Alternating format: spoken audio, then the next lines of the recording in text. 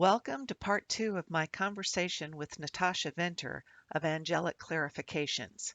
It's short, it's pithy, but it's so full of joy. Welcome to Blue Lightning Healing Meditations. My name is Susie Parker Goins. I'm a channel, so I bring forward your guides so you can connect more easily with them, allowing you to have soul deep conversations with them whenever you want. I'm also an energy healer, past life explorer, a teacher. My goal is to empower you by teaching you these techniques that you can use on your own. We work together to find and identify the blockages to your growth and release them, inviting you to explore your possibilities. I'm available for phone and virtual sessions, and with Washington opening up, I'll be at many of the in-person events. The best way to contact me is Susie, that's S-U-S-Y, Susie at BlueLightningHealing.com. Visit BlueLightningHealing.com for up-to-date information. Blessings.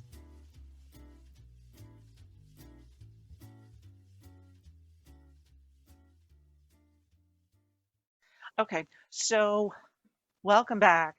If it gets to that point, um, I'm going to call it part two, and I can set this up to where I can whatever. Okay, so we're here with Natasha Venter, and we're talking about opening up to one's gifts. We've talked about the importance of vulnerability and how that sheds these layers that we've either put on ourselves. It feels like kind of like this clay mask that we put on ourselves because we have to show a face or we have to be a particular way for somebody. And Expectations. It's ex- it's living with life of expectations. and they're What not others always what others. Yes, I'll let you talk. it's what sorry about that, jumping in No, right there. It's what others think of us and what we think we should be. yeah. Should is And one so of we put those should is one of those words, man, that just makes me dig in my heels. So go ahead. I know it's because that's my mom told me that la da da da da is supposed to happen, and then I told myself, well, I should act this way in order to make her happy. Yeah. Well, that's the expectations that we put on. Now you can replace those words with siblings, friends, loved ones, Yeah. husband, wife, partner, whatever that label would be. And it's just amazing how we put on these personas of expectations when it's not really our true self. Right. It's our true self. And I'm going to say that that's the thing that vulnerability I have found, that as I stripped away those rows, and I know for you, you probably can feel this too, that as you've stripped away the rows of life's experiences, Yeah.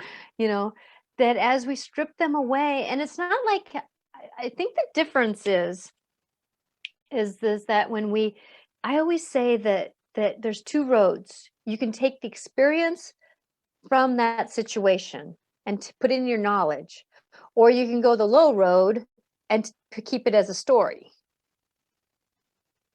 So taking the experiences puts everything in your tool bag for knowledge for the future. Okay. Or you can stay in the story of the woe was me, this is what happened, this Okay. is where I lost my family member, I can't get through this, what am I going to do about it?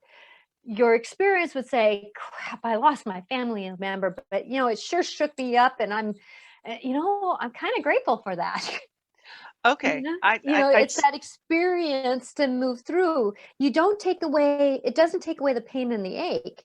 Now, for an example would be is that in the 30 years of my marriage, I've lived with an alcoholic. 8 now he's been sober. So my story is that yeah, it was not easy. I raised 2 kids, family left, we had a lot of things that happened. I'm not going to get into the 20 years of that. It would take me hours of that story of the traumas. The experience The experience gave me the knowledge that I was finding my own truth along that way. Mhm. That the experience gave me the ability to say, I'm not going to allow that to happen again. I'm That's free from that happening again. You've got the wisdom I from got it. the wisdom. I got the tools. Yeah. Now, when somebody else comes up and they have a lot of the same feeling, like, they come across as a really cool person. But then there's something behind the scenes. And I Yeah. kind of go, I kind of know that. What is it that I recognize? Oh, there's my tool bag. There's my experiences. Oh, they might have something going on that they do behind the scenes that when they get home, or they might stop off at the bars when they get home, Yeah. because there's a signature that drugs, alcoholism has. Yeah. And you start recognizing it. Just like I have a signature when somebody walks, I know that they have Lou Gehrig's disease. Yeah. That's based on your experience with It's those based on my experience. conditions. Yeah. Yeah. So with that you can go into the experience, and that really helps move us forward. And if we can do that, stay in the vulnerability. There again is that vulnerability card I'm going to pull again. That it is about being vulnerable and saying, you know what, I had that story happen to me. Could have chose different, didn't. This is where I love my dad saying. My dad was a magician at this saying. What I know at this time, I'm going to make a decision on what I know at this time. Let's say Tuesday. Tuesday, I had to make a decision. I only know things up to Tuesday. Yeah. Well, Thursday comes around and I know something different, which I would have made a different decision on Tuesday. But I can't. So I have to, so within the realms of forgiveness, I forgive myself for making that decision on Tuesday because I only knew what I knew then. I couldn't Right. have made a different decision. Now that I know something else on for Thursday, next time I have to come along with that decision again, I'll kind of maybe trust a little bit more to say, is this time to make that decision? Okay. And Using that's where our discernment. intuitive gifts start to wake us up. That intuitive feeling, trusting that vulnerability is that tool to working with the team members around us. Because if we're full of ego, if we're full of persona, if we're full of this I shoulda, shouldn't, I should, we're not going to listen to our angels and our guides. Right. Because our mind is so busy that we're not listening to our other ears, our other knowings, those other feelings. So vulnerability, we could switch over to being open. So vulnerability is, I think, by definition, opening up yourself to seeing not only the hurts or the pains that you or the grief that you've experienced, but also you can find the gifts in there. Yes. Because being vulnerable, you can't have this big old wall up and expect to look at your gifts if you don't even have a door open or a window open or looking through a crack into your psyche, into your ego to see what those gifts are. And then you can't listen to your team, your angels, your guides, whoever your guides are. Some people work with the star people, some people work with fairies, some, the fae, the elementals. Some people work with angels. Yeah. I work with all of them, but Yeah. I work and with try. the rock people and yeah.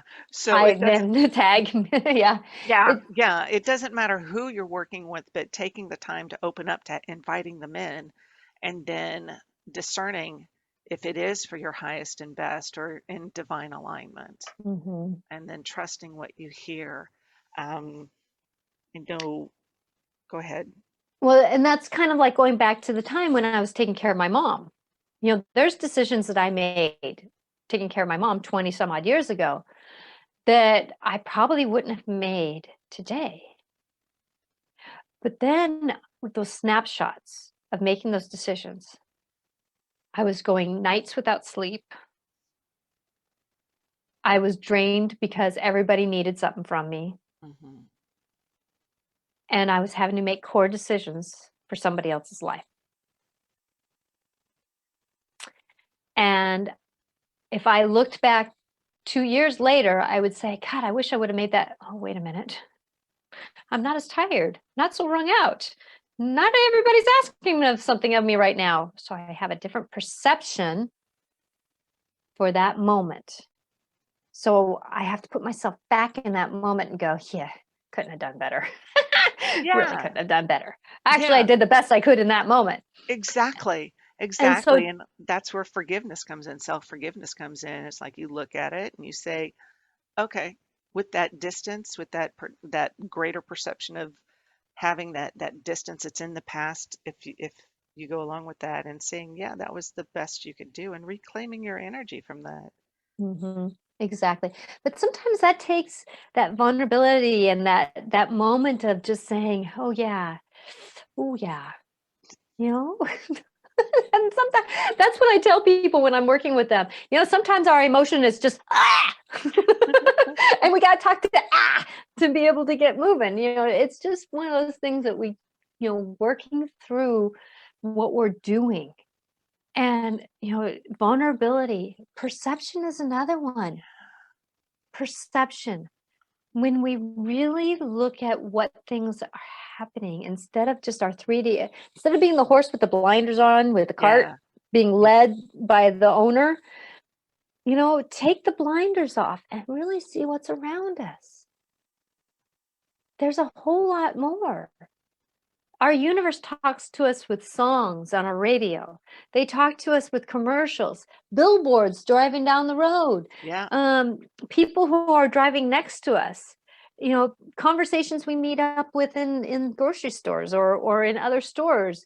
There's just these amazing places where we just feel things. Having a rough day, and all of a sudden you feel this warmth of love around you. You know, there's these moments where we know we're not alone, Yeah. and that's our team stepping in. And a lot of times, from my understanding, angels are fairies almost popped in there. They are too, because they work with us a lot. But angels are pretty much our first step in because it is about love. Yeah. Now, fairies, they like to show love in a little bit different way, kind of Yeah. like they took my glasses from me so I can get a different perception on my life. You know, But so they love you in a I don't want to call it tough love, but a sneaky way. the sneaky way, that's what I find with opening up to receiving messages. It's not always going to come out as some bolt of lightning or a rainbow. Um, Opening up to seeing things in a different way. So that's that being vulnerable to looking around, whether it's, oh, look, that's the way that cloud looks, or there's a bug that went by. What does that bug mean to me? Or listening to something, hearing the whispers of the wind in the trees or whatever. So opening up to all of the different message delivery systems that the universe has. Because it is all inclusive, it is expansive. So it's not going to be limited to having those voices in your heads where you go, I'm sorry, what did I just hear? Does that make me crazy? You can put it outside of yourself and open up to all those things because there are so many, they call them the clairs. So there's seeing and clairvoyance, clairaudience, and blah, blah, blah, blah, blah. So many of those. But Mhm. calling in all of those, and those are muscles to strengthen too, as you learn to use them, as you trust what you hear or what you see or you know, what you And know or feel and stuff. yeah, it's that, and I tell people it's that first thing you hear. Yes. Don't question that first thing you hear. And people go, well, I said, nope, stop. We Yeah. ask the question, what is the first thing you hear? And they usually hear, oh, yeah, George. George is the name I got. Go with Trust it. George. Yeah. Go with Oh, George yeah. then. Starting to work with my guides. I'm walking around my life going, yeah, y'all, I want to know this. And they'd say something, and I'd go, really? Really? Oh, and it took a while to convince me. And, I could just see them over in the corner, heads in their hands, just going, oh, for the love of Pete, would you just listen to us and stop it? It's not cute anymore. You're good. And just trust what you hear. And that's a big step is trusting what you Mm-hmm. can't actually, what's not actually tangible to you. Yes. Yes. So, you were asking me what is the thing, and it's kind of like a hand. You have to have vulnerability, You have to have trust. You have to have understanding that there's something greater than just me, which is a different perception. Okay. You have to have and I'm saying you have to, because it's if you don't do this, you're not going to get to where you hear your guides. Right. They might bonk you across the head a couple times, yet at the same time, though, they're not going to keep trying to do that. Yeah. So it's the trust, the vulnerability, it's perception, it's finding love. It's that finding love moments. It's that understanding that love isn't what my mother taught me when she left me in the car for 3 hours because she had to go to the bar. I'm not talking about love that way. I'm Hmm. talking about a raindrop on a leaf and the sun shining through. And you're in that moment where you just breathe. Everything else falls away. Everything else falls away. It could be even a fleeting moment, Yeah. a fleeting moment, but you feel that Yeah. standing and watching a butterfly for just that moment. And a lot of times this love moment is right. I mean, it's the first thing you feel, and then your mind, your body, reality, things happen. Somebody calls you off, but it's that moment Hmm. that happens. And then you have to have belief in yourself. Yeah. And you can't have you can have a hand without all 5 fingers, and it Yeah. will work. And I feel for people who don't have all 5 fingers. My love goes to you, because you've grabbed onto life differently. And that's Yeah. the thing, is that sometimes we can't all grab onto life the same way. But without your thumb, it's hard to grab onto things. Without your pointer finger, it's hard to point someplace. Without the middle finger, it's hard to put on, the persona of what you think of some people. You won't have your ring finger without having a relationship. A lot of us put our marriage ring fingers on there. And our pinky is just part of saying, I can grab on. Without our pinky, we can't finish grabbing on. And without all our fingers, we can't grab on. Try grabbing onto a glass with just one and then taking a drink. It's not it's not as stable as grabbing it with all fingers. And so with that we need to have it. And there might be a few more different things thrown into the bag of what that reality is, but it is what that is. Like me doing a mediumship the other day. I started off, nobody said anything. It was like being on the radio with dead air. There was no confirmation. Yeah. I mean, I gave confirmations, and there was maybe once that I got a head shake of just barely a movement. And the other one kind of went, did a little side, I went, okay.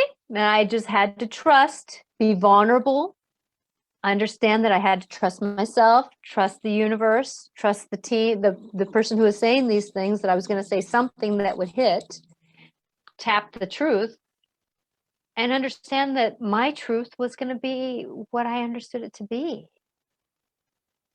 So basically, whatever I said on those fingers, I had to pull out in that moment of vulnerability of Yeah. saying, well, I'm here. You wanted me to say. I asked you to line it up. That's the thing I always do too when I'm doing mediumship, is if you want me to say something, you got to line it up for me to do it. Yeah. And they lined it up. And I said, okay, here I am. That's cool. Okay. Um, So it is when we're trusting this path of turning into our intuitive self, yeah. that is the time that our life gets shooken up. It really does. That is such a point there. You start opening up to your intuitive self. It shifts not your realities. It does shift reality because it's deeper. It's more, so many more layers to it. You And can't be innocent anymore. Innocence is gone. And it's not innocence of a baby. It's innocence of, oh, I am actually responsible for my ripple effect in my life. yes, that accountability. You need to It's take accountability. responsibility for taking responsibility for who you are and what you do and seeing the impact on it. Um, yeah, and then uh, using your abilities to help and heal. I've heard so many stories about practitioners who have taken a different path, and Hmm. and it turns out that they lose their abilities. They're just pulling it out of their back pocket, so to speak. And so I don't I think that's part of the accountability thing. You can't do what we do and expect to manipulate in such Hmm. a devious way. We can't manipulate. I just don't. I really, it's hard for me to lie because I'm so bad at it. Yeah, I stink at lying. And so there are times I'm sitting there in a session going, I'm not getting anything. I'm sorry. Where do we want to go with it? But and that's a way of being vulnerable Hmm. and stuff like that and opening up to the other possibilities. But yeah, you just cannot continue blithely on your life just thinking la la la la la and not and thinking that nothing has an impact, because everything does have an impact, whether you are open to seeing what that impact is and will act accordingly. No, you can't direct everything in your life, but you can see it's like, oh, if I kick that door or something, it's going to have an impact. And how that nah, I don't like that example. I'll cut that out. But you even something as simple as a smile at a stranger on the street.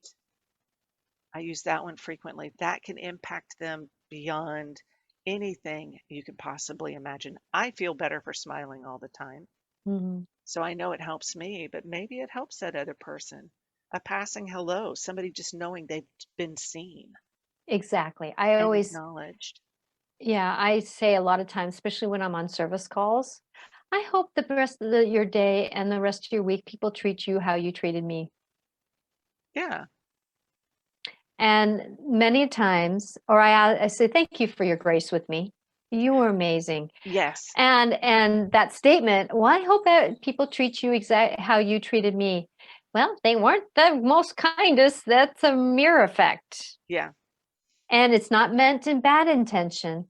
I No. didn't mean it in bad intention. I just meant it as that there was some good moments in this conversation and there wasn't some good moments in this conversation. So Yeah. please let those witnesses come for you to help you Yeah. be better. Yeah. Yeah. And yeah, I And I always say thank you. I'm grateful. You know, oh it's yeah, thankful's like almost every other time. And at dinner, instead of grace, blessing the food, we bless each other and say our gratefuls. We've had a good mm-hmm. day, we're having good food. Mine is usually I listed off the things that I got done today, and I'm grateful to my family for being the awesome individuals that they have, and so the for being the awesome individuals that they are. So I think gratitude is really another one of those fingers on there is the vulnerability, the trust, the discernment, the love, and gratitude It's huge. It is, it is is. huge. Every time that I can tell, well, and I always tell people too, if you want to change your mind frame, your time, the mind where it's at, Mhm. find something to be grateful for. Yeah, You cannot be depressed and grateful at the same time. it may be something small you're grateful for. Exactly. Oh, I didn't spontaneously combust today. I'm grateful for that. Let's move on. You may have to pull it out of the blue like that. Um, Yeah, exactly. I actually went to the bathroom today. It's like, you know, there's something that can happen that we can be grateful for. yeah, Even if it's thank you for helping me have my breath this morning. yeah, yeah, Thank you for having, these moments, motivation just to get out of bed this morning. yeah. That can be hard for some folks. Yep. It is. It Yeah. is. So having, yeah, gratitude, it's immense. And I don't find that sarcastic gratitude is helpful. No. No, no, it's really not. But we've covered that before in the podcast. So, do you have any final thoughts for our group, for everybody today? We're all going through these life-altering experiences. We're just coming off of COVID, not quite done with it. It's going to be our story for quite a while. Yet I would like to invite some people to look at what was this experience teaching you? What strengths did you come out of with this? Even if you felt uncomfortable with them or you did not like them, see what the greater good of that perception can be. Try to take the perception of what was this here to teach me instead of what was it here to damage me. When we take the perspective of what is this here to teach me, many times, like I heard on the news last night, there's lots of people leaving their jobs that they held on during the COVID or didn't hold on to, or they're not going back to what they did before. It's called finding a truth that feels right to you. And if we can do that, it's amazing where we go. Or if you find yourself going back into, let's say, doing the job that you did before, try to change your perception. How can I be kinder to the people I service? How can I be kinder to myself?